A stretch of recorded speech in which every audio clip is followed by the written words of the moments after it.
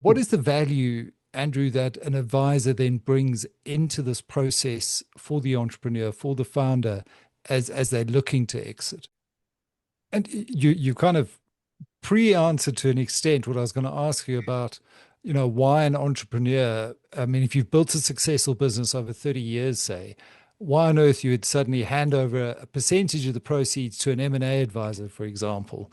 But I think you've already demonstrated that, you may be a specialist in your field, but do you have a network and a pool of potential buyers locally, globally?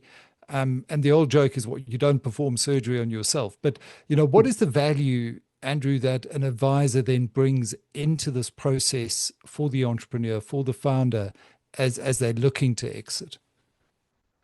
I think probably the best analogy that I can think of is if you are planning on summiting a high mountain. Generally, if you're going to climb Everest, you're going to do it once in your life. And I think for most business owners, they haven't walked this journey before.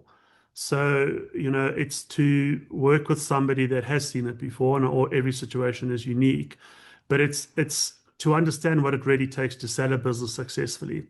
So, I think that it's the one area that it's quite ironic that, business owners don't necessarily think they need help with, or they can use their accountant or their lawyer, or they'll try to do it themselves.